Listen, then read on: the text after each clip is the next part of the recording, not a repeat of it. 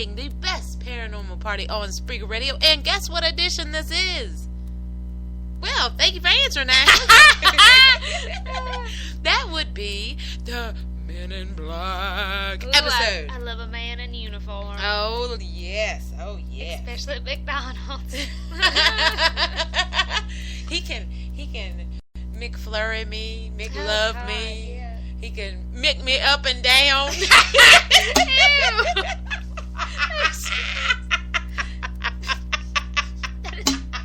That was delightful, wasn't it? Most of the time, all I get from there is the mixed shits, but you know. Ew, that's like a new sex word. I'm going to get the micking. He can mick me up and down. Oh, God. Oh, God. Anyways, so up this week on the Paranormal Party, as you know, it's the Men in Black. So, what did you do this week, Misty? I did, well, I don't know. We went out, which is always a delight, which, oh, man. We had a really, really good time. And the after party continued at, of course, not the Waffle House, because we live in a classy town, but Denny's. And then... I can never go back there again. Yeah, we could never go back to Denny's again. So, other than that, I think that we were good. What do you think? Listen, I partayed. Oh my God. I got motorboated.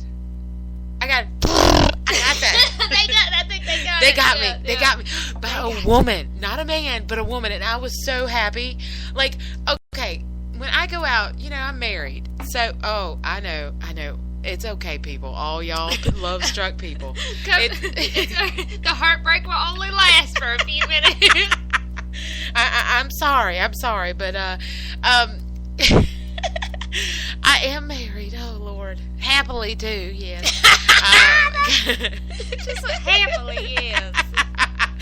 But I go to dance my face off, and this lady, like when I was walking by, she grabbed onto me and had me in some kind of a three which I don't understand. What is like a dance with three people? Yeah, she was in the middle, some dude was in the back, and I thought, hey, I'm okay, I'm gonna dance it up. And then next thing I know, she just leaned over like one of them ducks in a pond that stick their ass out and just motorboated me. I was like, oh shit.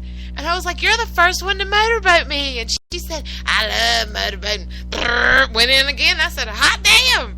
And then I called my husband. That bitch looked like she drive a damn Mack truck. She did not. She was pretty. Her name was Misty, too. Yes, it was. Whatever. Anyways. What'd you do, Ashley? Actually, today is my second day on an egg fast. And I tell you what, I'm so fucking mad I can't eat. All I'm eating is eggs and coffee with a lot of butter. And, you know, I was always wondering why my sister wants to start fights in bathrooms sometimes. And I can understand that anger. And, God, I know why fighters just eat eggs. Because, damn it, I'm mad as shit. If we lived next to a monastery, I would straight up kick a nun in the cunt. Just because I'm so mad. I'm serious. I can rip somebody apart. It is angering that I cannot eat. Oh, my Lord. Well, on that lighter note, we'd like to thank all you nuns out there for doing your churchly duties. Your Christian duties, ladies. And don't get near Ashley when she's got an egg in her hand. Yes, thank you. I am so damn mad. It's terrible. You don't understand. You're mad with... I can't even get it out. Oh, Lord. You're upset about all these great things we found. And that I can't eat. By the way, she's the little one out of the two people, okay? I'm smuggling food in the refrigerator. It's probably going to be old as shit and moldy, and I'm going to eat that bastard just because. Just because I wasn't available. Anyways. Okay, so the news up is actually I'm going to have a little bit of a UFO type. Ooh, yeah. Everything is UFO tonight, guys. We are going to beat that Men in Black to the ground. We didn't realize until we got to looking all this kind of stuff up that actually there's a lot of them throughout history. It first started in 1927. So actually, hit them. You just totally made me zone out for a minute. You were really on a roll Think there. of eggs, actually. Get right back on that angry track. Okay, so actually, Virginia is trying to confirm, well, not trying, but someone actually is suing them to confirm UFO dangers. And what happened is this guy was actually in the military or something like that, and he went in to try to go find, like, alarm went off, and he went to go check it, and it was actually in a forest. I gotta find. It's the Rensam Forest UFO incident of 1980. He went in and he checked it, and he actually had to have heart surgery afterwards because of the effects about the UFO. And actually, the Brits refer to those cases not a UFO. They actually refer to it as a unidentified aerial phenomenon, or a UAP.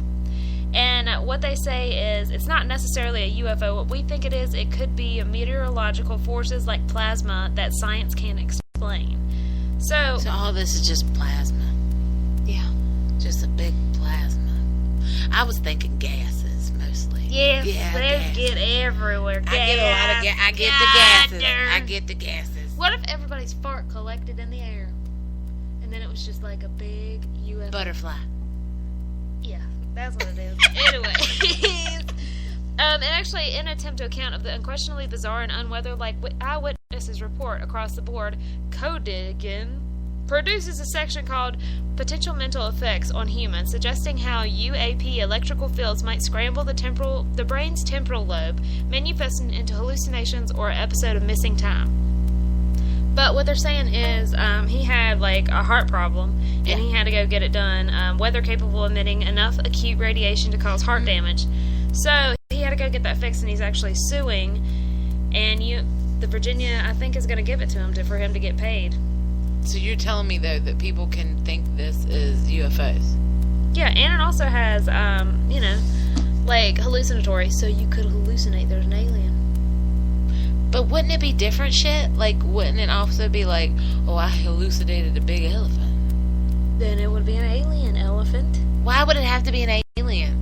If I'm Most just hallucinating... likely, if you're hallucinating, if you look up in the sky, the first thing you think of when you get freaked out is, oh my god, it's a UFO. I mean, at least I do. I don't even look at the sky anymore. Don't make eye contact. I'm serious. With those. I'm looking at the ground. Look, people, let me tell you a little story. I enjoy my ass. I don't need anything stuck up it. Let me like tell a probe. I mean, other things we might, Listen, when we first talked about doing this show, she was like, do you think we should do it? They might come after us. I'm serious. Well, you gotta be prepared for that kind of thing. We did have... Now, listen, I want to tell you, people, I do want to share this story with you. There was a gentleman that we met one time, and he was in the paranormal. He probably still is in the paranormal, but he was very determined not to talk about certain things on the phone. And when he finally came out with it, he was also into UFOs.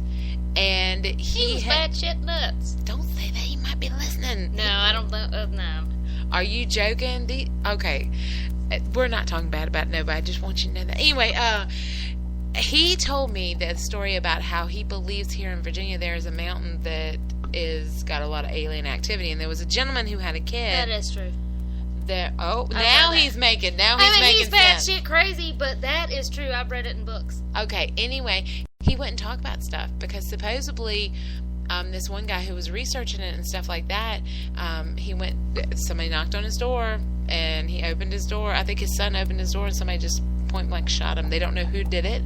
They don't know anything about it, but they know that he had got threats. Well, I know you don't need to be talking about this. My neck is I told you. Serious, this dude. Now, I don't know how many, how many down the roads this was or whatever, but this guy was so scared because this was his friend's son that got killed, and they still don't know who it is. So he's like, I won't talk about none of this or that, but thank you, we'll bring it right to you on Spreaker. Yes, we will. I don't know how true all that was or anything, but he was determined not to. But he was talking about UFOs though, and he got on radio shows. I think that was just a story to add to his little oomph. He said he got chased by something in a car too. I don't know. We've got chased in a car before. Really? Were we the chasees or the chasers? Well, we played cat and mouse before, but it was a different time. We really did that one time, but that was by a redneck that later on I dated and realized that he was... He about done to kill me. I know. Apparently he was high prime quality for me. Anyways, the TWRA, which I have no idea what that is, but it sounded official, investigates dead birds found on Spring Hill Road. In Tennessee, the Tennessee Wildlife the Resource Agency is investigating after a dozen of dead birds were found lying on the road in Spring Hill Saturday. A viewer sent News 2 an image showing the birds in the Northfield Lane in front of General Motors plant that runs parallel to Highway 31. Spring Hill Police spokesperson, Lieutenant Justin Whitwell, confirmed around 50 to 100 birds were found dead, and he wasn't sure what caused their deaths. The TWRA was called to the area to investigate. Officials told News 2 that they collected a few birds to send for testings. Right now, the authorities aren't sure what they died of, or just if they were diseased, or if they were run over by vehicles. But actually, it could be gas in the air. And they gas. I told you. Gases. It is the keep end. Your farts in. You're killing birds. It is. Yes, it's the end all. A little gas will do it. I tell you. It will. It might kill me. I swear, one time you farted and my nose started bleeding. That is not true. If it is, that shit was good. That shit was good. Oh, it was something you brought out that smelled horrible. Well, all right. What you got next? I thought you had a story, man. I do, and I want to tell y'all a story about this gentleman who was. Okay, first of all, the Men in Black intrigued us, and if you listened to our show last week, it was on Mothman and stuff. Well, that was one of the things, the stories, because we were doing Haunted West Virginia, which, come to find out, when we were doing a lot of this history stuff for the Men in Black, there are a lot of things that Men in Black, like some instances of Men in Black in West Virginia, which is really cool. But how it all started is we were walking down that little festival, which we thoroughly think that people should kind of join in, and it's really awesome. It's at Point Pleasant, isn't it, Ashley, in West Virginia? But the little festival, they closed down, but they have these Men in Black that walk through. And at the time, I was like, what the crap is this? And they would give you little pieces of paper. It was like, I see you, and stuff like that. And then we had got to researching and talking about it, and this is what these men do. There's a couple different ones. There's either the ones that come in and they're very intimidating, like, give me your stuff, you're never going to talk of this again, and very, like, they put the fear in you.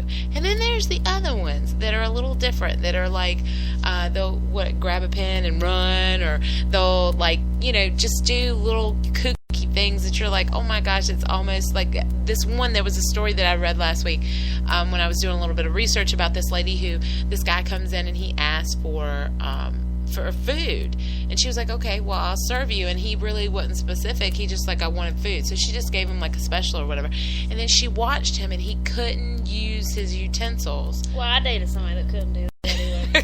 They were just plain out stupid, and apparently everything they ate was with their fingers, and he incorrectly, that's like a pet peeve I got. But anyways, really, I haven't dated someone who's so barbarian that they can't use a damn fork and knife. This is alien. You know he didn't. I gave him spaghetti. It was like giving a damn Rubik's Cube to a orangutan. He didn't even know what to do.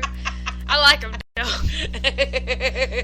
though. Well, so the lady had to come over and show him how to cut with his knife and all, and by the end he was eating fine and stuff like that, but he didn't understand how to do it. So these are the two different types of Men in Black that we've been looking into, and it's kind of like this one, gosh, I really want to touch on it. This really cool, that this lady is, it was like, the one of them looked like a lady because he had lipstick on it. I got to talk to you about it later on. It was really cool. Okay, that's one of the ones that said about that too. Is, really?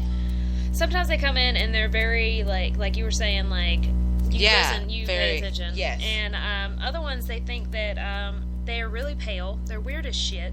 Yes. And they have almost robotic voices. Mm-hmm. And they wear lipstick over lipless mouths. That's yeah. Did you find the one where they actually, some of them have this tan? Like, did you find a grayish tan? No, they were saying it was like back in the day. Damn it, people! Y'all need to get y'all stories straight. I know. Y'all need like an underground thing saying this is what they look like. Stick with this shit, man. This is like the Nessie. This is like, oh shit, we got a new show. It's Nessie. No, next week I have our show already. Anyways, but anyway, that was one of the things. Like, but back then, you know how a girl gets a bad spray tan? Well, that's what they didn't have that back then. Yeah, they didn't have it back